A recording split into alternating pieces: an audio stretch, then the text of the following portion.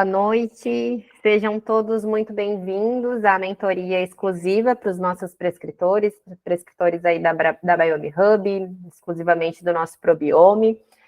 Eu me chamo Bruna, acho que muitos aqui já me conhecem, eu sou nutricionista do time de sucesso do cliente da Biome Hub, e eu queria dizer aí que é um imenso prazer ter todos vocês nesse evento, nessa aula.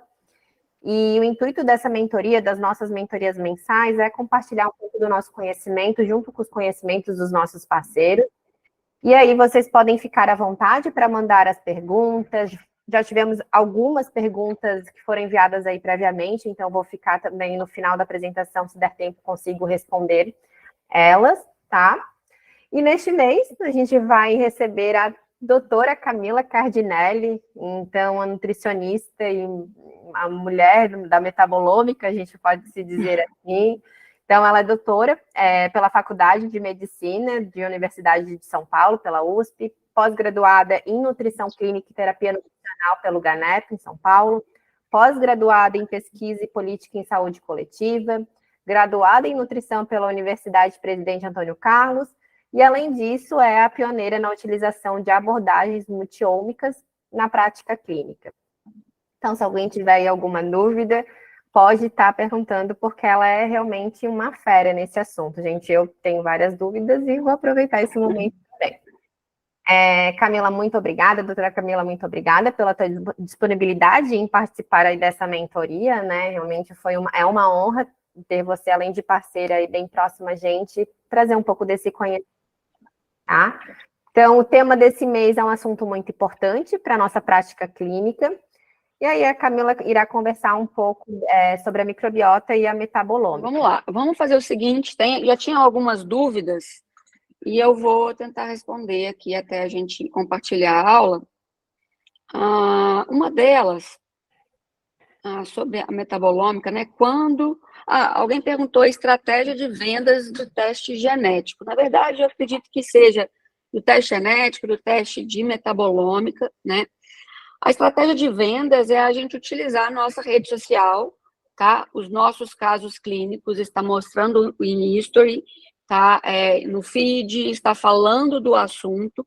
Eu geralmente, eu crio PDFs dos exames que eu solicito, teste genético, teste microbiota, teste de metabolômica. Então, eu faço uma descrição num PDF bonito, e ao final do PDF, eu já coloco o investimento do paciente. Então, dependendo do laboratório, né, existe a possibilidade de a gente encaminhar o paciente para fazer a compra do exame, né, e nós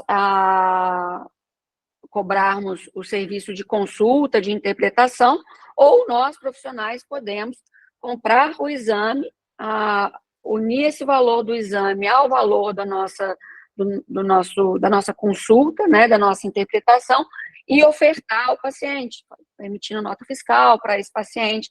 Eu, particularmente, acabo fazendo, eu mesma, adquirindo o exame do laboratório, seja de metabolômica ou seja de microbiota, e oferecendo ao paciente. Então, eu acho uma estratégia boa de vendas. Porque quando a gente fala ali no consultório, consulta online ou presencial, ou ali na rede social, às vezes o paciente fica perdido. Então, se você descreve direitinho o que aquele exame genético avalia, o que aquele exame de metabolômica avalia, qual a importância dessas abordagens aí no resultado do paciente, então ele lê com calma e ele acaba tendo mais informação, e eu acredito que seja mais fácil ele optar por fazer, tá? É a minha estratégia de vendas.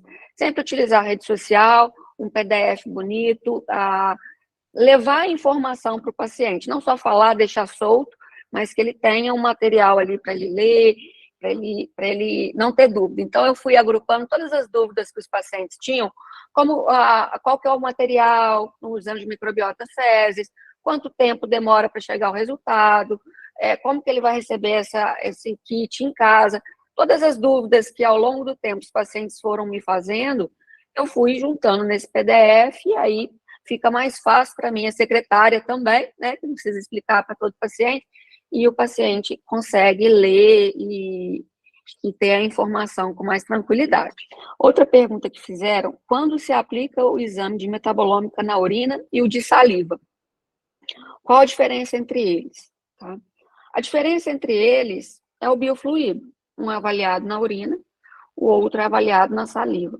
E a diferença entre, na verdade, todos os testes, nós temos aí no Brasil hoje 3 testes de metabolômica urinária e um teste de metabolômica que é avaliada em biofluido salivar, tá?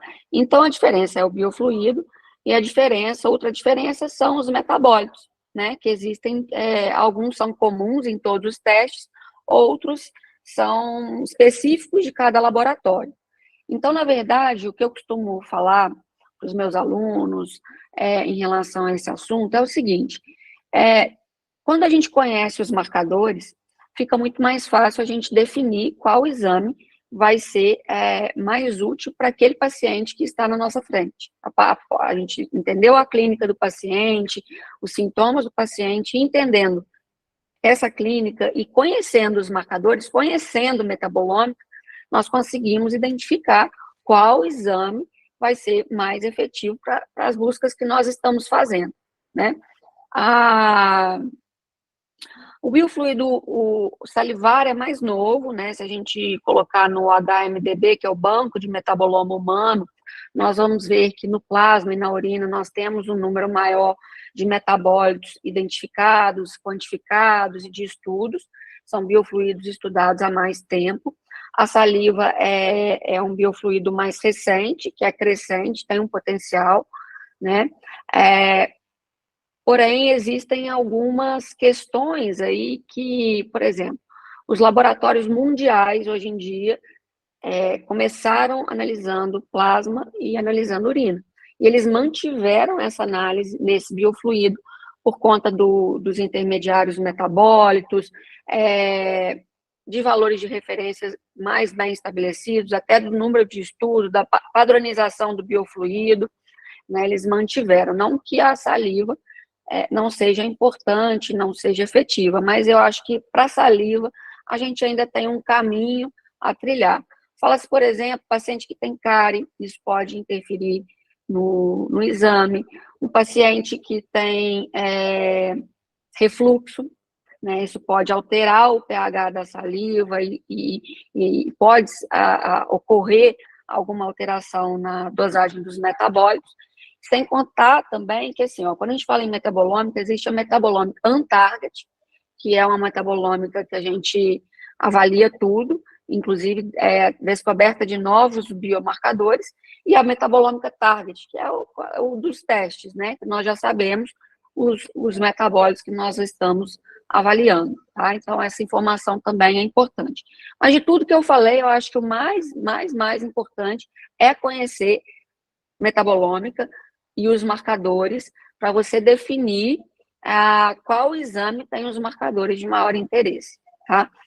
Tem exames de metabolômica que tem um número maior de metabólitos microbianos, outros têm mais metabólitos, outros incluem aminoácidos, outros são ácidos orgânicos, outros são ácidos orgânicos, aminoácidos, hormônios.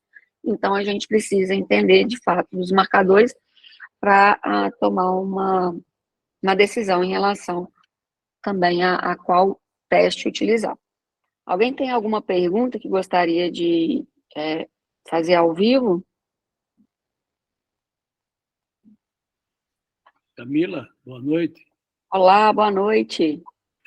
Sou Manuel Álvaro, eu sou coloproctologista aqui de Maceió, e eu acho que, de alguma forma, o pessoal que trabalha conosco aqui, a Júnia, que também faz parte do nosso corpo clínico, deve ter contado contigo. É por isso que eu acho que deve ser a mesma Camila que ela me fez referência, né? Deve ser minha aluna, eu acho. Ela é nutricionista aqui na universidade. Uhum. Então, Camila, o que acontece? Já aproveitando esse gancho aqui, não vou tomar muito seu tempo. Não, imagina. Nós estruturamos um banco de fezes, um repositório, e eu estou fazendo transplante de microbiota. Uhum. Né? Então, nós utilizamos o microbiota e utilizamos o metabolômica. Nós fizemos aqui, apesar do N ser muito pequeno, usando metabolômica em doença inflamatória intestinal, retocolite ulcerativa e doença de Crohn. O que é que a gente... E é interessante, só a grande dificuldade são os milhares de metabólitos que aparecem. A gente vai tentar ver como é que consegue usar alguns para que isso não seja, porque para a gente fazer diagnóstico dessas doenças, o biomarcador que a gente utiliza é a calprotectina. Mas agora a gente vai tentar ver se faz alguma coisa que não seja tão invasiva. Então, as fezes, para a gente, está parecendo ser muito promissor, né? Sim. E esses pacientes que a gente fez, o estudo do metabolômico e microbiota, a gente conseguiu ver a desbiose desses pacientes, fizemos o transplante desses pacientes. O resultado está, assim, espetacular, sabe? Nós vamos agora, eu acho que a gente vai publicar agora, a gente tem até como parceiro a Probiome, né? Não sei se é o caso, né? A Laurinha que dá esse suporte conosco aqui, e aí a gente já tem alguns pacientes que estão fazendo isso. O nosso projeto incluiu, né? Foram 60 pacientes para fazer microbiota, e esse transplante eu estou participando com você, porque aqui no Brasil não tem muito banco repositório para fazer transplante. E a gente está fazendo aqui para doença inflamatória. Já fizemos acompanhamento durante 1 ano desses pacientes com transplante, e o resultado é maravilhoso. Vocês imaginem que o biológico custa R$5.000 cada frasco. São 20 pacientes sem uso de biológico durante 1 ano. Multiplica por cada paciente a economia que a gente faz do ponto de vista social e qualidade de vida, né? Então, a Metabolômico está sendo uma ferramenta promissora para a gente. Sim, e interessante porque quando eles usam aí na minha descrição pioneira em metabolômica, na verdade eu fui pioneira na análise de biofluido fecal no Brasil. Olha que coincidência. E aí vocês fizeram análise on-target, né, de varredura. E aí estão querendo agora fazer target, escolher alguns marcadores para diminuir essa complexidade, né? Exatamente, Camila. Esse é o objetivo, para poder enxugar mais, né, e saber quais são os comuns a quem é doente e o grupo controle. Certo. Então, eu sei que naquele paciente que tem retocolite ulcerativa e doença de Crohn, tem um metabólico que é específico para ele. Então, eu vou comparar ele com o estadiamento da doença. Então, eu posso ver, sem ser invasivo, ver se ele é preditor de piora da doença ou não. Sem ser, você pega as fezes e faz isso. Não precisa fazer a colônia. Na verdade, não precisa ser invasivo, né? Na verdade, vocês podem fazer uma análise estatística, ver os VIPs, né? Os metabólitos VIPs, os 10, 15 VIPs, que deram mais diferença, e eles podem vir a ser os metabólitos alvo, né, de busca. E outra coisa também interessante... Só um minutinho, foi espectrometria? Espectrometria, GCSM. Certo. É o GCSM. Uma coisa que também é interessante vocês também, compartilhar com vocês, é o compostos voláteis orgânicos, né, Camila? Sim. Que é muito interessante. Você fazer diagnóstico de câncer através do bafo. É uma coisa que a gente está começando a fazer aqui na universidade.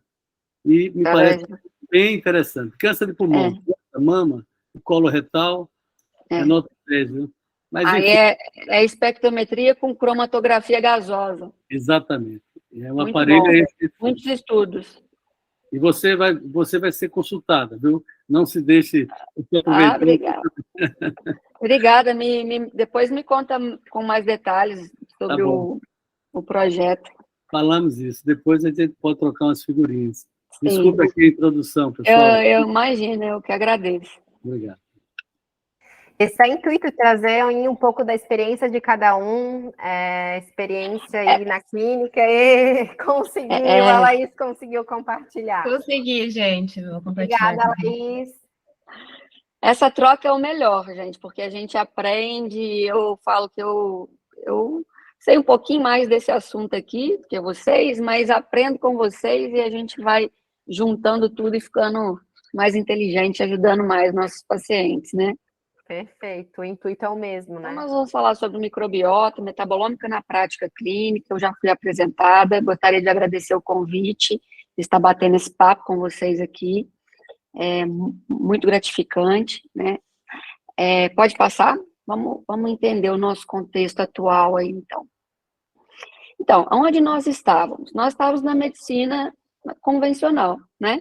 Que a gente utilizava aí, tinha uma apresentação clínica, testes bioquímicos convencionais, que são extremamente importantes, exames de imagem, mas os resultados dessa abordagem convencional visavam a resolução dos sintomas, e não o tratamento da causa. E, como muitos sintomas. Os sintomas podem ter distintas causas, múltiplas causas, muitas vezes a abordagem era ineficaz, né? Pode passar? E atualmente nós temos a medicina personalizada, que além dos exames bioquímicos convencionais, dos exames de imagem, ela inclui as abordagens ômicas, as abordagens de precisão. Com essas abordagens, a gente tem uma taxa de mortalidade menor, menor incidência de doenças, uma resolução da condição clínica e uma redução também das respostas adversas ao tratamento, porque nós não estamos mirando ali nos sintomas, mas entendendo a individualidade bioquímica, genética desse paciente e tendo uma abordagem target, uma abordagem alvo. Pode passar, por favor?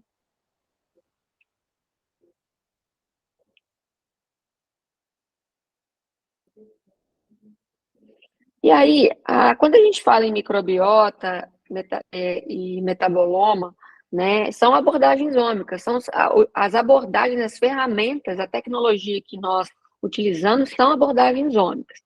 E é extremamente importante, quando a gente quer trabalhar com medicina e com nutrição de precisão, a abordagem multi-ômica, a análise da microbiota, a análise da metabolômica e também entender a individualidade genética do paciente. Pode passar? Pode passar? Falei? Acho que ele dá uma travadinha. E aqui, pode passar? E aqui, como eu falei, esse aqui é um estudo da área, falando da medicina personalizada, né, que as abordagens ômicas, a genômica, transcriptômica, proteômica, metabolômica, né, aí sendo extremamente importante na terapia na individualização da terapia, né, e na resposta terapêutica. Então, não se trata apenas de escolher a melhor dieta ou o melhor suplemento, mas nós estamos também falando de escolher os melhores medicamentos, tá? E nós vamos ver aí, até avaliando metabólitos microbianos, né? Dependendo dos níveis dos metabólitos, eles nos direcionam à antibioticoterapia, o antibiótico mais efetivo para aquele caso, ou se é a necessidade de um antifúngico, obviamente, junto com abordagens com bioativos, né? Com os probióticos de forma personalizada, pré-bióticos, mas tanto a parte medicamentosa quanto a escolha da suplementação, quando a gente tem essa abordagem ômica, tudo se torna muito mais preciso, né? Pode passar. E a gente sabe, pode passar, que a disbiose, ela está envolvida em múltiplas doenças, isso não é novidade para nós, né? Desde doença infecciosa até doenças dermatológicas. Pode passar? E aí, então, para avaliar a microbiota, o que nós temos?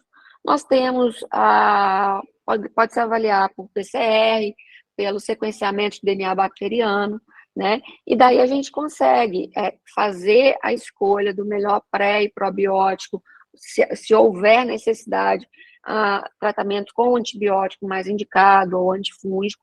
E essa análise da microbiota permite a prevenção de doenças, a gente consegue detectar o desequilíbrio antes da doença estar instalada, e para aquelas doenças que já estão instaladas, nós conseguimos ser mais pontuais, mais assertivos, né? Diminuindo aí a colonização de patógenos no trato gastrointestinal, melhorando o prognóstico do paciente, também a qualidade de vida. Pode passar. E aqui um exemplo de das informações que nós temos numa análise de microbiota, num sequenciamento de DNA bacteriano, nós temos informação sobre a diversidade. Sabemos que a diversidade mais baixa, esse paciente vai ser mais suscetível a infecções, esse paciente vai ter um prejuízo, tanto ali, na verdade, tanto uma baixa diversidade quanto um supercrescimento, ele vai absorver menos os nutrientes, vai produzir menos vitaminas, neurotransmissores, né? Então, o desequilíbrio, sempre que fora da faixa de normalidade, está indicando um desequilíbrio que precisa ser corrigido. Nós temos também ali informação sobre os filos, a razão ali entre os filos, gêneros, espécies, para que a gente consiga definir a melhor tratamento, a melhor abordagem para o paciente. Pode passar.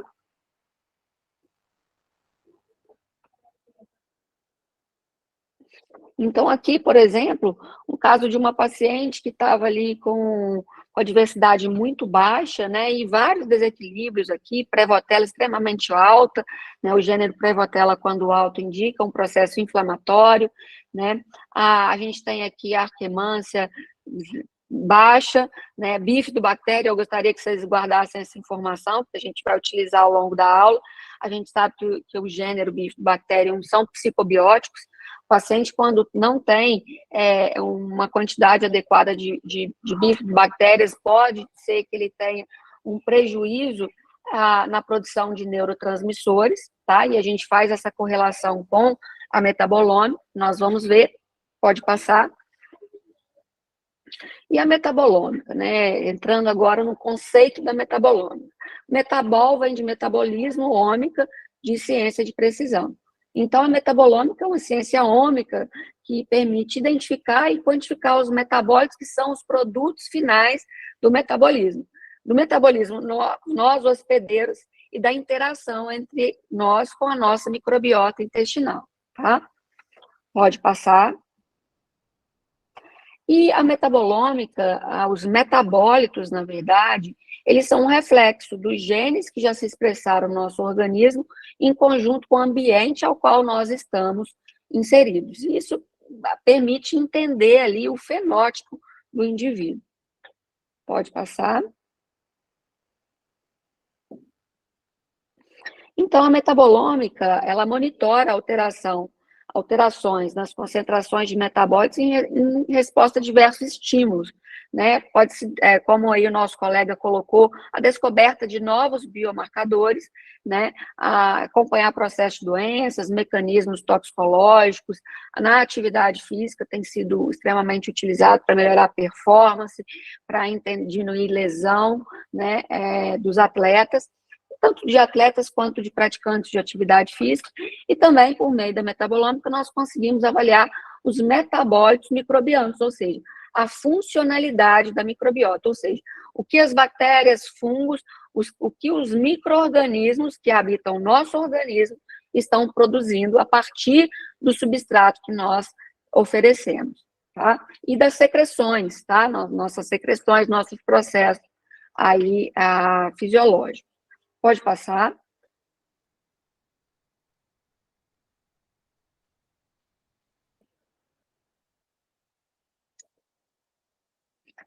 Então, nós sabemos, por exemplo, que a alimentação, né, modifica a microbiota, né, e essa alteração na microbiota vai alterar os hormônios, né, peptídeo YY, a colestectoquinina, GLP-1, ou seja, diversos hormônios, né? E essa alteração vai mexer também com o metabolismo. O que pouco se fala é que é uma via de mão dupla. Na verdade, a dieta, o que nós consumimos, modifica a microbiota, mas a microbiota, os metabólitos também podem modificar a microbiota. Pode passar. Por quê? Porque os metabólitos, alguns podem modular a microbiota, os metabólitos avaliados pela metabolômica, tá? Eles podem modificar a microbiota de forma direta e indireta. De forma direta, através das propriedades antimicrobianas de alguns metabólitos. De forma indireta, através de peptídeos microbianos, antimicrobianos, intestinais, que são induzidos por receptores, como, por exemplo, o FXR e o TGR5, por exemplo. Tá? São alguns receptores. Pode passar que vocês vão entender como acontece essa interação. Então, eu sempre gosto de usar esse exemplo de metabólito, por exemplo, uma classe de metabólitos, os ácidos biliares. Esses ácidos biliares, olha, eles ativam e inibem receptores em múltiplos órgãos. Tá? No tecido adiposo marrom, por exemplo, alguns ácidos biliares, podem ser ácidos biliares primários, produzidos por nós, hospedeiros, ou secundários, produzidos pela nossa microbiota, eles podem, por exemplo, ali ativar o TGR5 e essa ativação do TGR5 vai aumentar a conversão do hormônio T4 em T3, ou seja, ali participando da conversão dos hormônios tireoidianos, aumentando o gasto energético. Por outro lado, olha só, vamos olhar aqui como que eles podem modular aqui distintos receptores. Metabólitos no intestino, por exemplo, de ácidos biliares, podem inibir o FXR, ativar o TGR5, isso vai favorecer a secreção de GLP-1, a síntese de GLP-1, diminuindo a glicose. Então, na verdade, os metabólitos, eles estão por todo o nosso organismo, ativando e inibindo receptores, tá? Eles fazem acontecer. Então, perda de peso, saciedade, aí a questão da tireoide, tudo que vocês imaginarem, tudo que vocês, neurotransmissores, os metabólicos estão ali sendo protagonistas, né? Ativando e inibindo, tá? Por isso, a importância de um metaboloma saudável, tá? E equilibrado. E da gente fazer essa análise metabolômica e entender ali quais são os desequilíbrios do nosso paciente. Pode passar? Então, aqui só para vocês entenderem, né, o que nós consumimos vai entrar em contato com a nossa microbiota, essa interação vai produzir metabólitos, esses metabólitos não vão estar somente ali em contato com a mucosa, tá, intestinal, eles vão cair na corrente sanguínea, né, e vão estar presentes aí no nosso organismo de forma global. Tá? Então, por isso que quando a gente fala em metabolômica, em análise de biofluidos, nós podemos avaliar os metabólitos em todos os biofluidos, né? Alguns são já mais padronizados para a prática clínica, por exemplo, como eu mencionei, que é o caso da urina, já é mais utilizado há mais tempo na prática clínica, mas outros biofluidos podem ser avaliados também, fezes, a saliva, e até mesmo o cabelo, pode ser, no cabelo a gente detecta metabólitos, tá? No leite materno, tá? Então, não é exclusivo de um ou outro biofluido. Esses metabólitos caem na corrente sanguínea e eles vão estar presentes em todos os biofluidos, tá? Claro que dependendo do biofluido, nós vamos ter valores de referência também distintos, tá? Pode passar.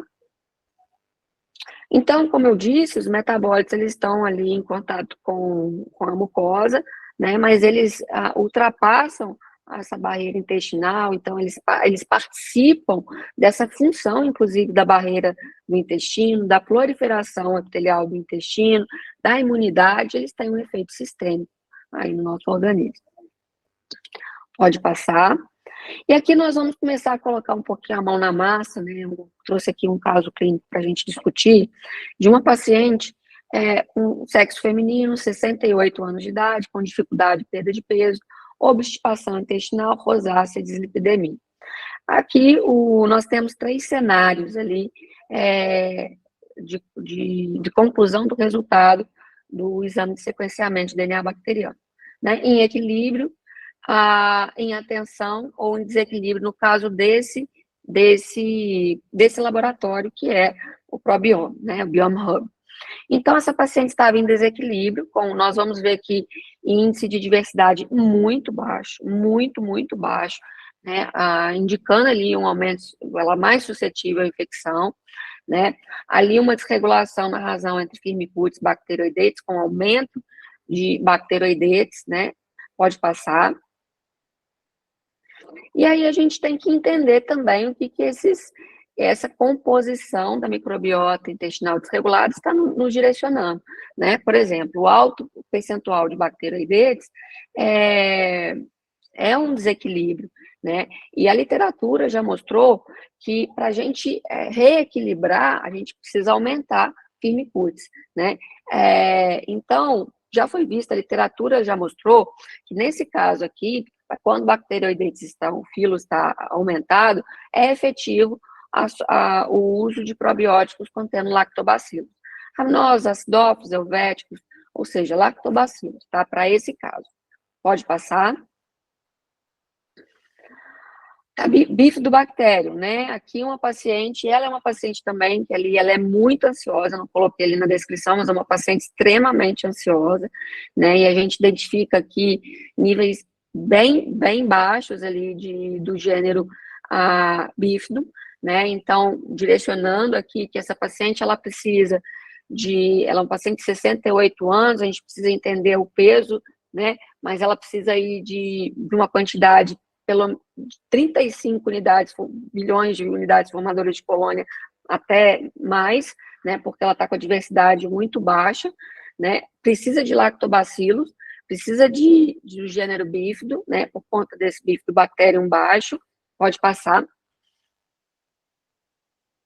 Prevotella muito alta, mostrando aí quadros inflamatórios pré-existentes, né, e inclusive, olha, níveis realmente o dobro aqui do valor de referência, né, já colocando uma observação, uma atenção que pode ser um caso que haja necessidade de, além da modulação com probióticos, também a necessidade do uso de antibióticos, mas a gente vai desvendar melhor aí o que está acontecendo em conjunto com a metabolômica. Pode passar.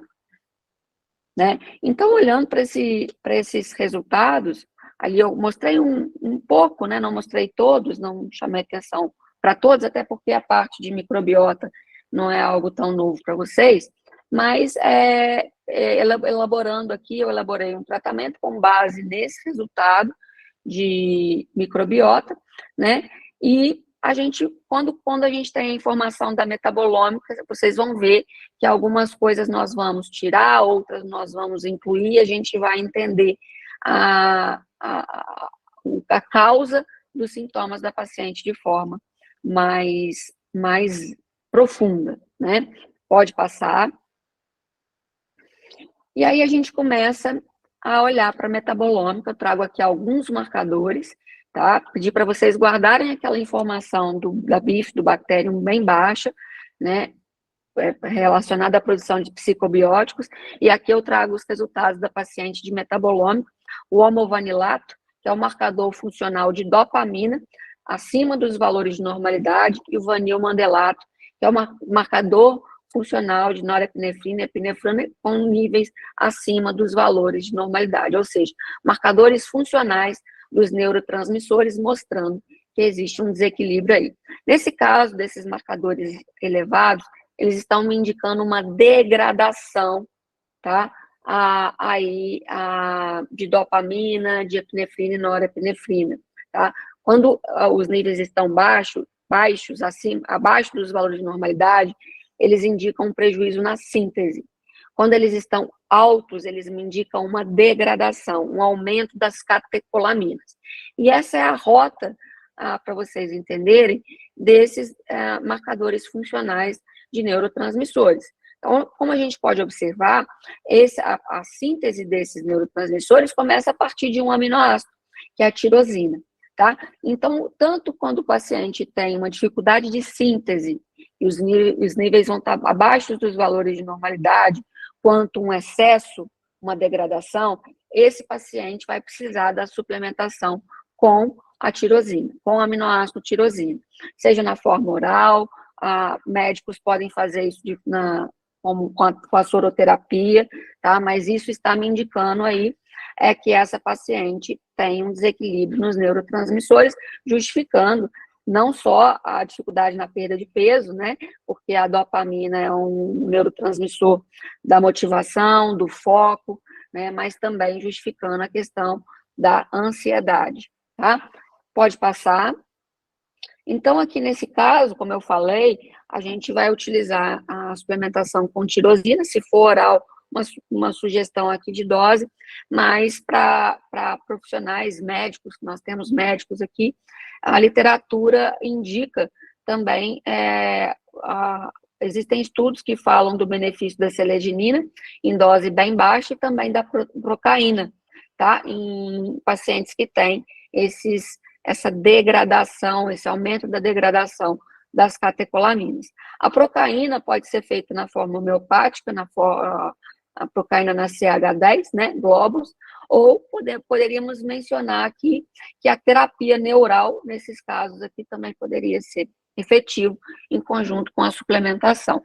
Claro que quando a gente fala de aqui necessidade do aminoácido, a gente vai olhar depois ali os metabólitos. Nós já vimos que essa paciente tem uma desbiose pela análise da microbiota, e nós vamos ver pela metabolômica, mas é importante a gente pensar também em utilização de enzimas digestivas. Em alguns casos, nós vamos precisar da betaína HCl, né, para melhorar a produção de ácido clorídrico, para favorecer a absorção desses aminoácidos, desses nutrientes que nós estamos ofertando, além de trabalhar a permeabilidade intestinal, que a gente vai ver mais à frente, tá? Pode passar.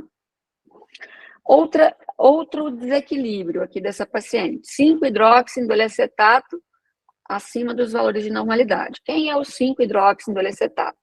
É o marcador funcional de serotonina, tá, pessoal? E o que está acontecendo aqui? Um turnover aumentado de serotonina, tá? Qual que é o precursor? Triptofano, tá? E nós temos alguns cofatores aí também nessa rota. Tetrabiopterina, vitamina B6, vitamina B2, cobre, tá? Nesse caso aqui, de um turnover inadequado, nós vamos pensar na suplementação com L-triptofano, tá? E é interessante, eu chamo a atenção aqui desse marcador, porque a serotonina, nós sabemos que ela participa do controle da motilidade intestinal, né? Ela ativa suavemente a atividade muscular, e um desequilíbrio, esse marcador funcional em desequilíbrio, ele pode estar me mostrando uma das causas da constipação dessa paciente, tá? Porque se a gente tem desequilíbrio nos níveis da serotonina, né, os pacientes podem ter uma constipação ou pode ter quadros de diarreia, tá bom? Então, começamos a entender, na verdade a gente começou lá desde quando a gente falou da microbiota, mas nós estamos cada vez mais entendendo o que a gente precisa fazer com essa paciente aqui, tá? Pode passar. Vamos lá, mais marcadores de neurotransmissores. Essa aqui é a via das quinurininas, tá? Cujo precursor, quem começa essa via é o aminoácido triptofano. E geralmente, quando o paciente está em disbiose, a gente vê desequilíbrios, tanto na via da serotonina, quanto na via das quinurininas, tá? Essa via, quando em desequilíbrio, ela mostra realmente um processo inflamatório. Por exemplo, o quinolinato, o ácido quinolínico ali, está ali próximo do último quintil, já mostrando um desequilíbrio, mostrando um processo inflamatório. Então, o que acontece? Quando existe uma desbiose, o triptofano, ao invés de seguir uma rota adequada, né, de produzir, para a produção adequada de serotonina, para a síntese de vitamina B3, porque essa via das quinurininas, ela é importante para a síntese de vitamina B3, então, quando a gente tem uma desbiose, as bactérias vão utilizar esse substrato e ele vai ficar ali em déficit, né, em insuficiência para os outros processos, tá? Então, aqui, esse ácido quinurênico mais baixo, o quinurenic acid, né, que é um metabólito, quando está mais baixo, ele me indica, opa, está faltando aqui a L-triptofano. Ou, às vezes, tem L-triptofano, só que esse paciente está consumindo, só que não está digerindo, tá? Sempre pensar em digestão. E está me mostrando uma dificuldade na síntese de vitamina B3. Quando a gente olha aqui o quinolinato, o quinolinato, aí a gente tem o cofator aqui magnésio, para formar o nicotinato. Então, quando a gente fala em metabolômica, é entender essa via, olhar para a via, e a gente vai entender o tratamento, tá? No caso do quinolinato mais alto, a gente pode pensar na suplementação com magnésio. Do quinurinato mais baixo, nós podemos pensar na suplementação com triptofano e um aporte de enzimas digestivas, tá bom? Pode passar.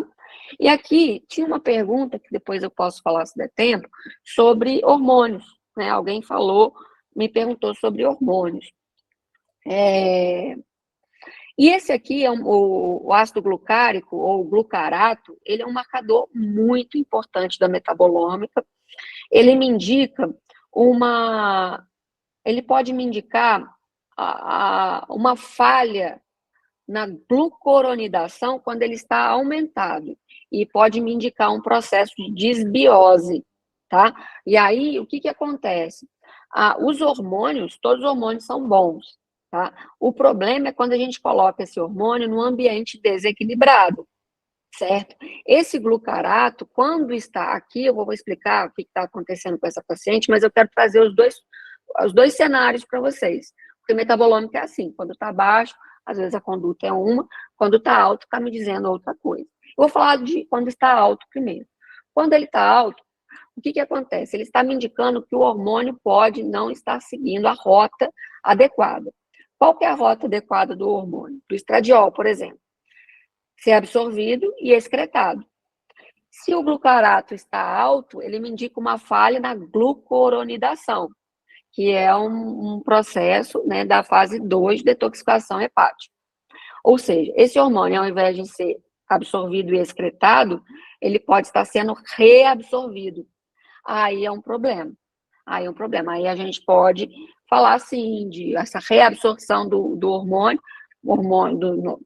pode-se falar tanto do que vem via reposição hormonal, quanto da nossa produção endógena, tá? Essa reabsorção, né, pode sim aumentar o risco de câncer, vai estar relacionado à disbiose, né? Então não é o hormônio que é ruim, é que a gente tem que aprender a olhar o ambiente e corrigir esse ambiente, tá? Então, quando os níveis estão altos, falha na glucoronidação, um processo de disbiose, então a gente precisa aumentar a fibra, por exemplo, inulina, óbvio, a fibra no próprio alimento in natura, mas a gente pode pensar em inulina, fabegan, a gente pode pensar na glicina, que é um aminoácido importante para a conjugação hepática e favorecer o processo de detoxificação, tá?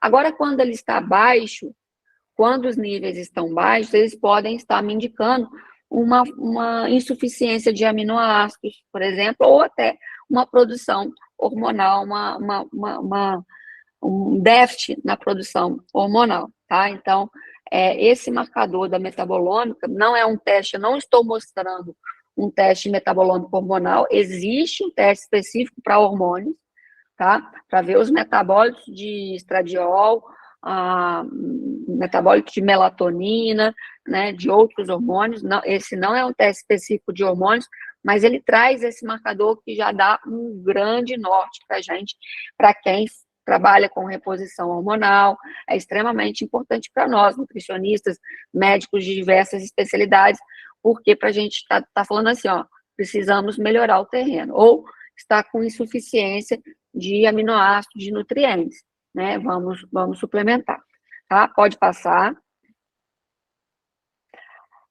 Então, é importante falar aqui do glucarato alto. Como eu falei, ele está relacionado à disbiose intestinal, à exposição a drogas, componentes alimentares e até xenobióticos, tá? O álcool, o consumo de álcool, a exposição à toxina fúngica, como, por exemplo, a aflatoxina, pode ser uma das causas do glucarato mais alto, tá? A reposição hormonal no ambiente em desequilíbrio, né, com disbiose.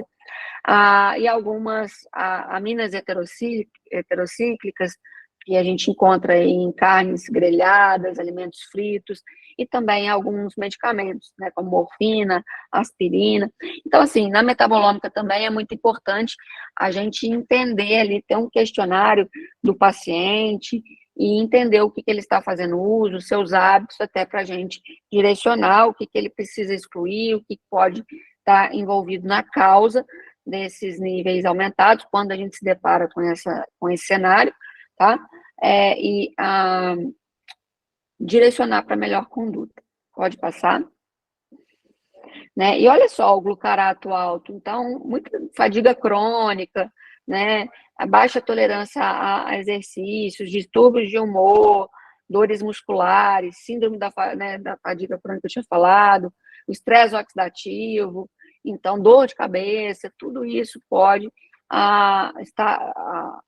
ser causa, né, quando a gente se depara com um marcador elevado, olha quantos sintomas estão envolvidos e a gente consegue corrigir isso muitas vezes com ajustes nutricionais, como eu falei ali, né, anteriormente. Então, nesse caso, tratar a desbiose, diminuir a exposição a xenobióticos, fibras pré-bióticas, né, probióticos e modulando conforme a gente foi falando ali, entendendo os parâmetros de microbiota, de metabolômica e personalizando cada vez mais. Aqui eu vou mostrar para vocês alguns marcadores de desbiose, tá? Olha só, nós temos o D-lactato primeiro ali, que é um marcador, um metabólito que está relacionado à má absorção de carboidratos. Então, entendam que a informação que a metabolômica nos traz, nós conseguimos entender qual substrato está sendo usado para a fermentação daquelas bactérias que estão, ou micro-organismos, né, que estão habitando o nosso organismo. Então, eu costumo falar que a metabolômica, ela traz, assim, o endereço e o telefone, né, porque a gente sabe se a desbiose o substrato é carboidrato, se o substrato é aminoácido, se o substrato é polifenol, então a gente consegue, inclusive, direcionar isso. Muitos pacientes, às vezes, chegam fazendo dieta há anos, vou dar um exemplo, tá?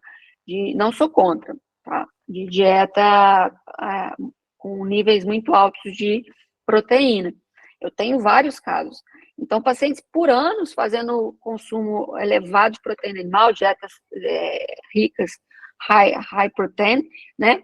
E com uma metabolômica me direcionando para desbiose, cujo substrato é aminoácido. Então, imagina, já uma população ali proteolítica, né? Uma população que está pegando aquele aminoácido, aquela proteína não digerida, fermentando e aumentando a desbiose, né? Então, a gente consegue identificar, porque às vezes isso vai nos direcionar à dieta, né? A melhor estratégia dietética e também o tratamento que esse paciente precisa fazer, tá? No caso dessa paciente, olha, o D-lactato, ali, caminhando para o último quintil, já me acende um alerta, tá?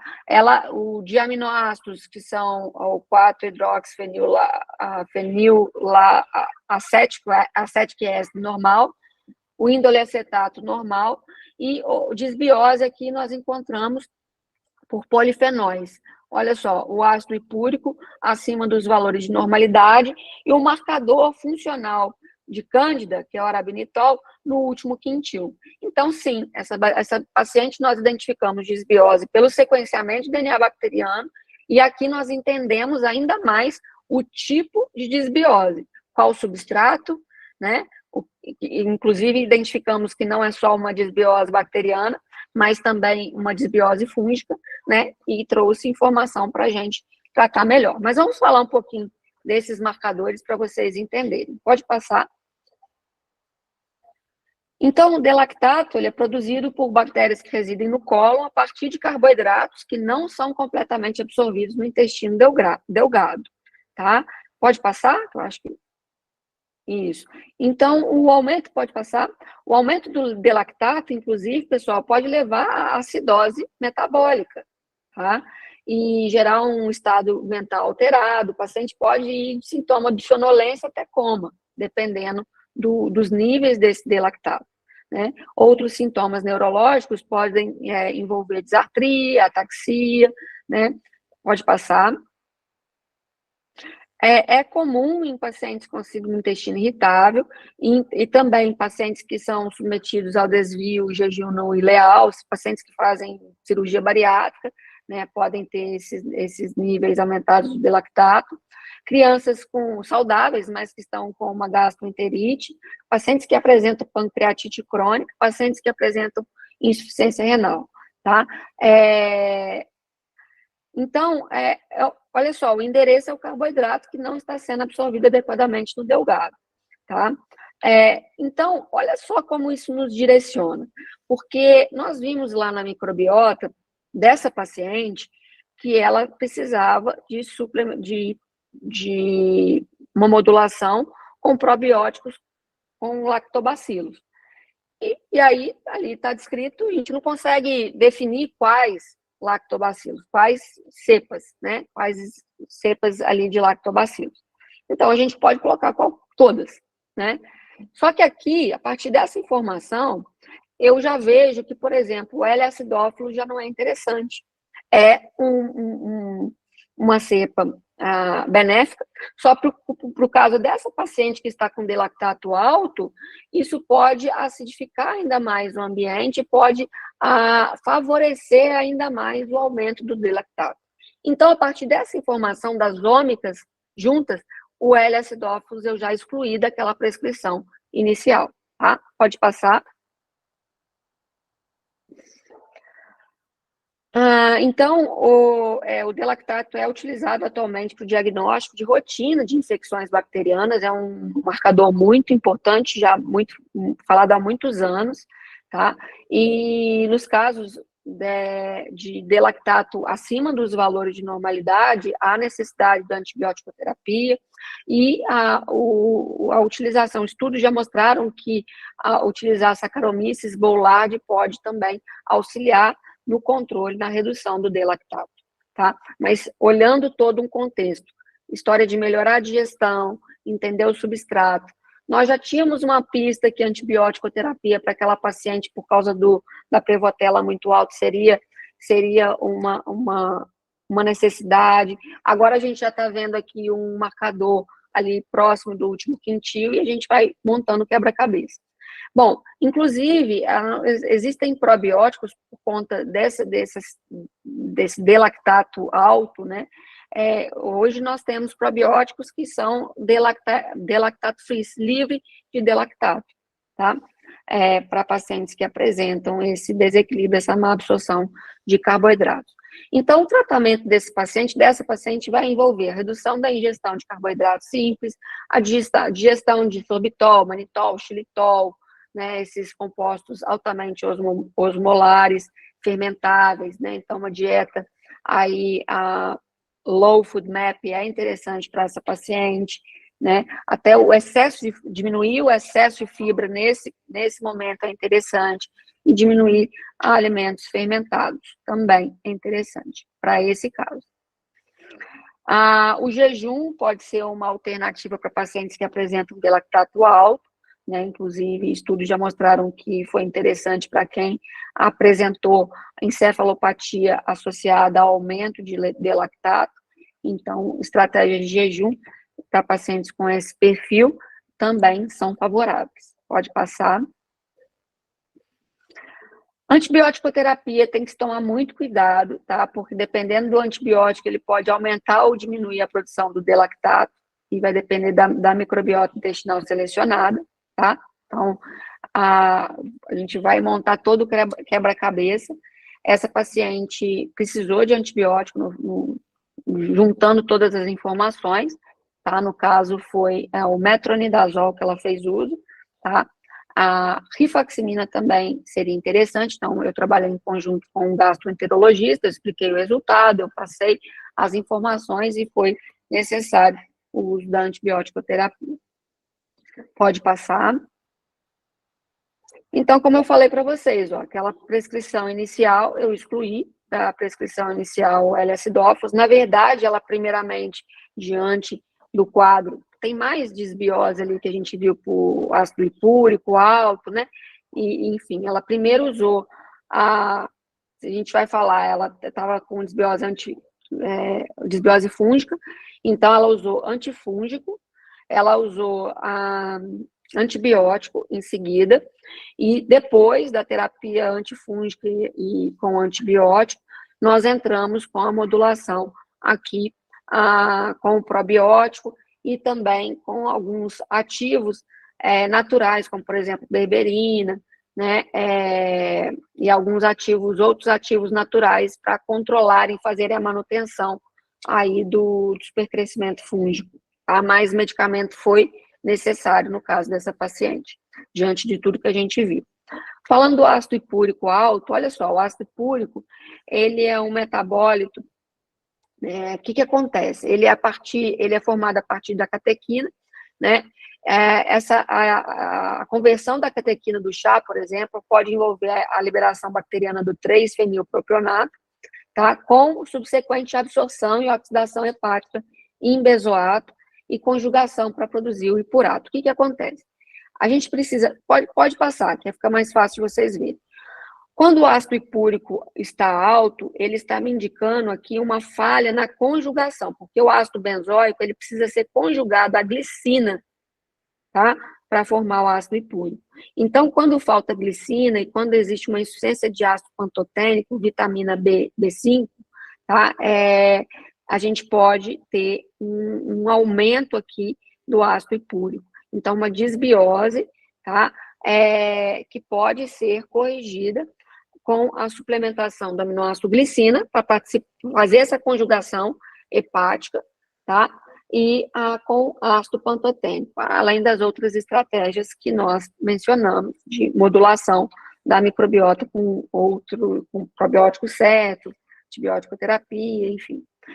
Do arabinitol, né? O arabinitol é um marcador funcional para avaliar fungo, cândida especificamente, né? Ele é um metabólito da maioria das espécies patogênicas de cândida, pode passar. Tem muita relação com autismo, por isso que é muito comum pacientes com autismo terem desbiose fúngica e terem a D-arabinitol alto. A literatura já mostrou casos de níveis 40 vezes acima dos valores de normalidade do D-arabinitol em crianças autistas, tá? Pode passar. A D-arabinitol associada à candidíase, né? E outras condições clínicas, tanto no trato gastrointestinal quanto geniturinário, pode passar. Né? E então a cândida, a gente tem diversas espécies, várias espécies de cândida patogênica podem estar relacionadas a aumento do D-arabinitol, tá? Níveis muito altos desse marcador permite o diagnóstico imediato de candidíase invasiva, o que vai comprometer um comprometimento imunológico, né? E aí a gente fala em pacientes com câncer, né? Fazer metabolômica em pacientes com câncer é extremamente importante, tá? A gente sabe que alguns pacientes, dependendo do período do tratamento, em quimioterapia, do tipo de câncer, nós não vamos poder usar todos os ativos direcionados pela metabolômica, por exemplo, dependendo do tipo de câncer, se o paciente está fazendo químio, ele não vai fazer uso de antioxidante, mas outras informações que nós temos ali no exame podem ajudar muito no direcionamento aí das condutas para o paciente em tratamento de câncer, tá? Pode passar. Então, aqui, o D-arabinitol um aumento relacionado à candidíase disseminada em pacientes imunossuprimidos, né, com supercrescimento fúngico. Então, muito importante identificar fungos, tratar esses fungos, tá, porque os fungos eu costumo dizer que são mais difíceis de erradicar do que até as bactérias, né?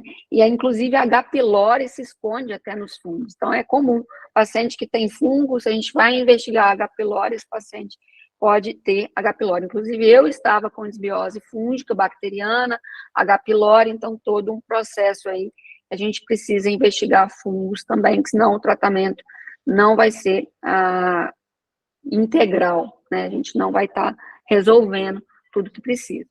Pode passar.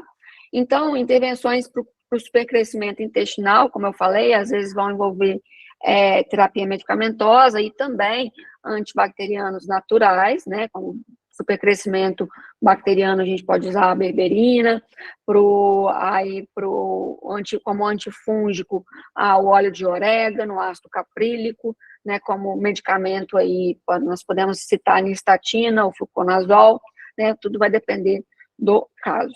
Pode passar. E esse caso aqui, eu vou mostrar para vocês, é interessante, uma criança com 3 anos, sexo masculino, com TEA, né, transtorno do espectro autista, e eu vou falar um pouquinho dos oxalatos. Olha só, ele com níveis de oxalato e dos outros metabólitos de oxalato altos, tá? Todos acima dos valores de normalidade. Pode passar.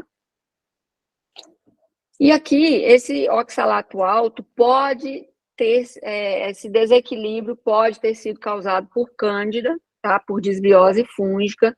A cândida provoca um excesso de oxalato através do glioxalato, tá? E prejudica todo esse ciclo de Krebs, toda essa produção de energia, toda a função mitocondrial, e olha o estrago que isso faz no paciente, na qualidade de vida e no desenvolvimento desse paciente. Pode passar. E falando um pouquinho do oxalato, né, a gente sabe que tem oxalato nos alimentos, mas alguns alimentos com mais, outros com menos, e ali, pode passar. Aí a gente pode mencionar amendoim, amêndoas, né, que contém bastante oxalato, mas os estudos mostram que o alimento ele não é capaz sozinho aumentar o oxalato urinário, tá? Seria mais relacionado à microbiota, à população de bactérias, à população de fungos, tá? Seria mais relacionado a esse fator, microbiota, metabólicos, que a gente pode avaliar, do que aos alimentos, tá? Até porque, pode passar, os alimentos, eles têm um alto conteúdo de fitato, né? O que impede a absorção de oxalato, né? E existe um baixo risco para alguns alimentos aumentarem o oxalato urinário na maioria dos indivíduos. Então, na verdade, seria mais uma questão da junção do consumo alimentar, mais um peso maior da microbiota, tá? Pode passar. Por quê? Porque a gente sabe que existem algumas bactérias que produzem oxalato e outras que degradam oxalato. E a gente sabe que um desequilíbrio na microbiota, né, dependendo do que está alto e baixo, pode estar gerando uma perda da homeostase entre síntese e degradação do oxalato. Já foi visto que pacientes que formam cálculos por oxalato, às vezes têm cálculos de forma recorrente, inclusive, né, eles não apresentam uma atividade bacteriana degradadora de oxalato, eles têm mais uma atividade de síntese, né? Aqui um estudo mostrando uma modulação, né, com lactobacilos, com algumas cepas aqui, que foi efetiva aí nessa mudança reduzindo, né, as bactérias que sintetizam, regulando mais os que regulam das que sintetizam. Pode passar. Né? É um estudo que mostrou uma redução do oxalato urinário que era de 55 para 28 em 24 horas, após um mês do período de tratamento, né? Então, assim, esse foi um estudo que usou essas cepas, né? E a gente pode fazer melhor. Se a gente tiver a informação da microbiota do paciente e saber fazer essa modulação e a informação da metabolômica, a gente faz algo até muito mais personalizado, tá? Então, pacientes que a literatura já mostrou, que pacientes que são formadores de cálculos renais, eles têm uma diversidade microbiana reduzida, eles apresentam níveis reduzidos de Prausnitz, né? Eles têm geralmente níveis reduzidos de Prevotella, de Aster, Doria e Enterobacter, né? Então, não é só um fator. Antes falava-se muito, pode passar, que eu vou mostrar aqui, ó, da Oxalobacter formigenes. Acreditava-se anteriormente que ela tinha um papel muito importante no metabolismo de oxalato e que seria o mais importante aí a gente considerar em pacientes que são formadores de cálculos renais, né, por oxalato. Mas, na verdade, tem vários estudos falando da Oxalobacter Pode passar. Mas, na verdade, os estudos mais recentes, um publicado em 2019, mostrou que o eixo intestino-rim não depende apenas da Oxalobacter, mas sim de todo o contexto, né? Nesse estudo, eles acharam aqui Suterella, Veillonella, Peptococcus, que estiveram significativamente correlacionados com a excreção urinária de oxalato em 2 estudos distintos, tá? Então, é avaliar a microbiota como um todo, em conjunto com os marcadores, tá? Da metabolômica. Pode passar, tanto marcadores de oxalato como marcadores de desbiose microbiana e fúngica, tá? Aqui, então, um outro estudo, né? Na verdade, um estudo mostrando que ou uma rede de bactérias co-ocorrem em conjunto com a Oxalobacter formigenes, né? Então, frisando mais uma vez a importância do contexto inteiro, né? Para a gente prevenir a formação de cálculos renais e tratar aqueles pacientes que têm cálculos de forma recidivante, tá? Pode passar.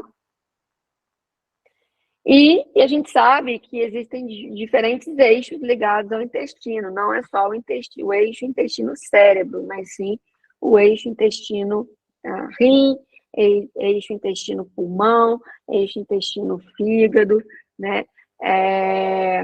E nesses eixos, a gente precisa considerar as bactérias, os fungos e os metabólitos. Nós temos oncometabólitos, nós temos metabólitos específicos aí relacionados à capacidade de detoxificação hepática, nós vimos, e os metabólitos microbianos que estão envolvidos em todo esse contexto, aí em múltiplos órgãos, tá? Pode passar.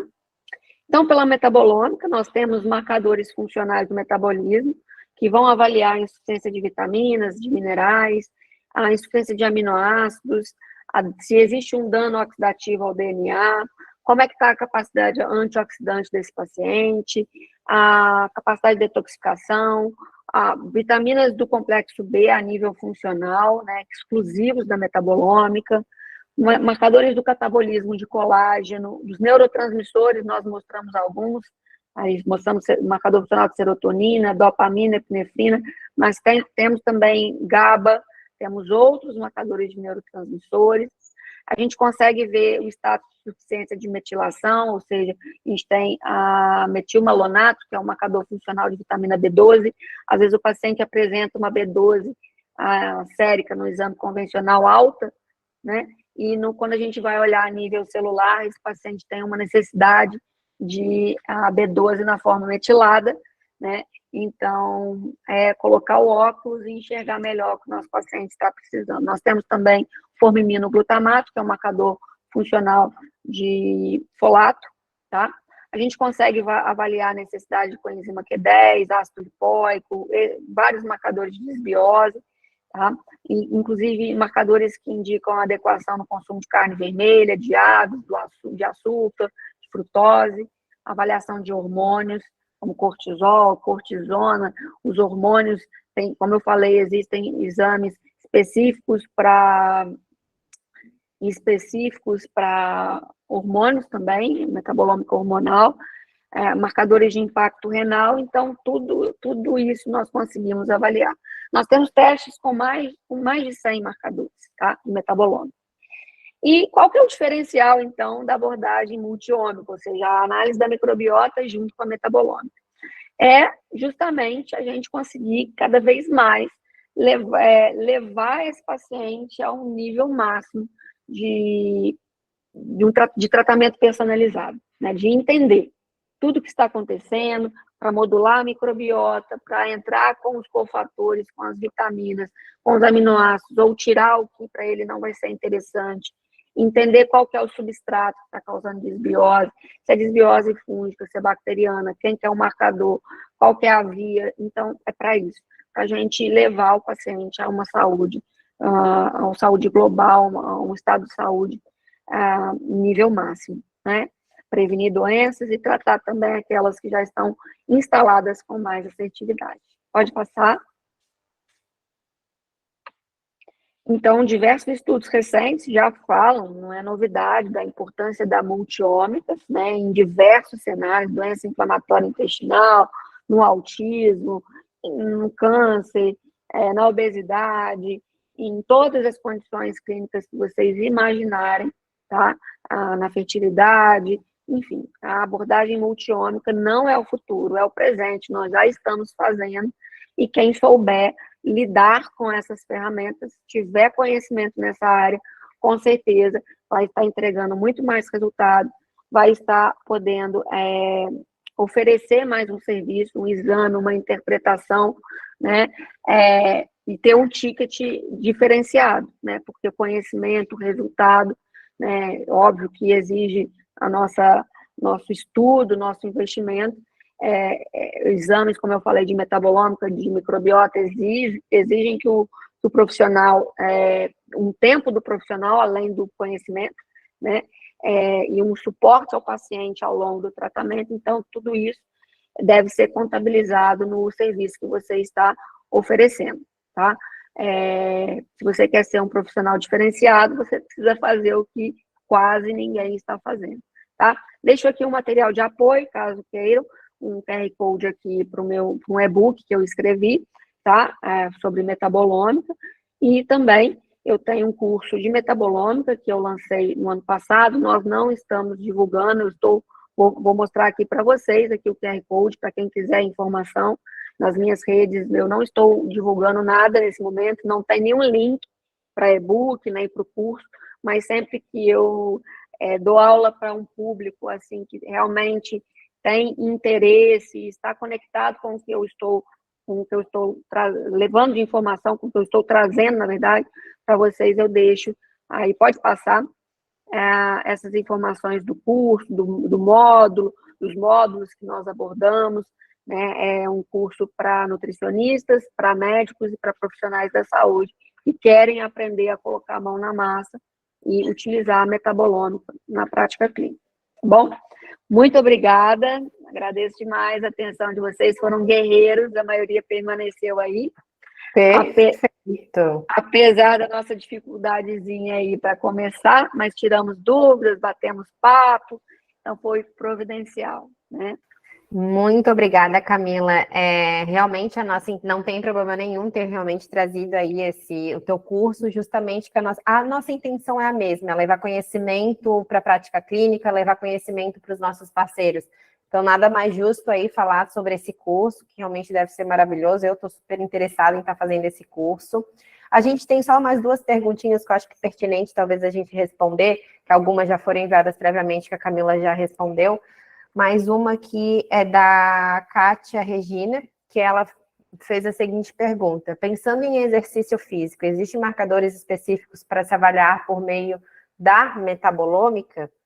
Sim, existem artigos que, dependendo da modalidade, eles já trazem quais metabólitos podem estar alterados, mas o melhor seria você dar um norte, né? São estudos que pegaram várias modalidades e mostram ali os metabólitos que podem ter mais chance de desequilíbrio dependendo da modalidade. Mas, assim, se a gente mapear o nosso paciente, por exemplo, hoje eu acompanho um campeão mundial, né? A gente mapeou fez a metabolômica dele, entendeu tudo que estava acontecendo e entrou com a intervenção, né? Que é de médio a longo prazo, isso eu acho importante falar, não é uma coisa de 1 mês, 2 meses, a gente faz toda a interpretação e monta esse tratamento para o paciente por um período de 6 meses, de 1 ano, tá? Vai acompanhando, então isso eu acho bem importante, que segue mais ou menos a linha do que a gente faz com microbiota. Não vai adiantar 1 mês de tratamento, a gente precisa de tempo para mudar esses desequilíbrios e a gente precisa, assim como o exame de microbiota, estar refazendo. Eu sugiro refazer o exame de metabolômica 1 vez por ano, assim como o de microbiota. Quem pode fazer a cada 6 meses, excelente. Quem não pode, 1 vez por ano é maravilhoso. E a gente mapear esse atleta, ou esse praticante de atividade física, não de forma profissional, a gente vai detectar a disfunção mitocondrial, se tiver, a gente vai aumentar a performance desse atleta. Eu acompanho muitos, eles saem do nível de um nível e vão para outro bem, bem diferente. E não só da performance esportiva, mas muda até a relação familiar, porque a gente modula neurotransmissores, a gente vê estresse oxidativo, faz as modulações, e esse paciente, esse atleta, ele melhora ali de forma global, e vendo também o futuro do atleta, né? Porque se a gente não detecta os desequilíbrios agora, e ele vai vivendo com esses desequilíbrios já causados pela atividade física extenuante, né? Após a atuação profissional, eles não podem ter muitos problemas, lesão, durante, após, né? E aí é bem complicado. Perfeito. Aproveitando já um pouco desse gancho, outra pergunta é que se essa modulação ela pode melhorar o TDAH ao ponto de não precisar mais da medicação de dopamina. Olha, cada caso é um caso. Eu sou TDAH, e eu atendo muitos pacientes TDAH, tá? Muitos, muitos mesmo. Hoje eu falei com a mãe de um.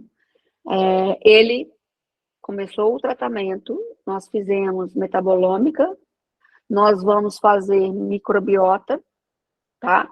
Mas, assim, para a gente ter mais informação, mas o próprio paciente, ele tem 12 anos, ele se sentiu tão bem que ele pediu para não tomar a medicação. E ele está sem a medicação, ele está bem, mas a mãe é super, né, dedicada e preocupada com o filho. Então, ela me pediu, inclusive, o contato de uma psiquiatra que entende, né, que passei até da uma psiquiatra que fez o meu curso, que entende desse contexto da microbiota, da metabolômica, para ver se realmente ele pode ficar sem a medicação, ou se ela vai fazer uma coisa mais personalizada, uma dose mais baixa, já que ele está bem, ele está com outros recursos. Mas, assim, cada caso é um caso. Eu tenho casos de pacientes que não precisaram da medicação. Eu quando comecei a modular, eu não precisei mais da medicação, mas eu tenho casos de pacientes que ainda mantiveram a medicação, mas, assim, de uma forma muito diferente, tá? De uma forma muito diferente. A maioria dos meus casos, a maioria conseguiu ir bem sem a medicação, tá? Mas é trabalho conjunto. Nutricionista, especialista em metabolômica, com psiquiatra, com neurologista, a gente conversando e definindo. Perfeito, muito bom. E outra pergunta aqui, que é uma pergunta talvez a gente consegue mais ali para o microbioma, mas é modular um paciente obeso em relação para trazer esse equilíbrio nessa proporção firmicutes, bacteroidetes. O que tu traz aí de experiência clínica, Camila? Não, tem que modular, mas não é só isso, né? Tem que modular. A gente vai ter que, bom, primeiro vocês viram ali a paciente com dificuldade de perda de peso, aí nós vimos que ela estava com diversidade baixa, então ela precisava de usar um probiótico, né? Probióticos ali 50 bi, mais ou menos, né? A gente calculou. O índice firmicutes bacteroidetes extremamente importante. Mas vejam, vocês acham que modular firmicutes bacteroidetes, se a gente não fizesse todo aquele caminho antes, no caso dela, que foi necessário antibiótico terapia, que a gente viu que tinha uma desbiose fúngica, que a gente entendeu qual era o substrato, que tinha um marcador ali de má absorção de carboidrato, às vezes sozinho ia ficar difícil. Foi muito bom, foi muito esclarecedor, né? Então, quem aí tiver interesse no curso dela, fiquem bem à vontade para acessar esse QR Code.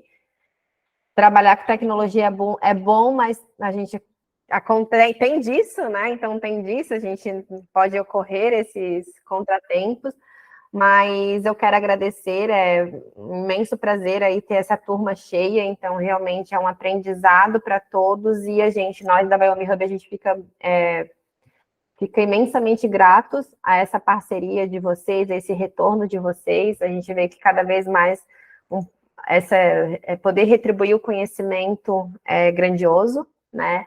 Então, aos nossos parceiros, quero mais uma vez dar uma boa noite a todos. Agradecer a presença em 9h30 aqui presentes. Vamos aguardar a próxima mentoria. Espero ver todos vocês no mês que vem, tá? E um beijo a todos, boa noite. Em nome da Biomi Hub, agradeço de coração a presença de todos. Até mais.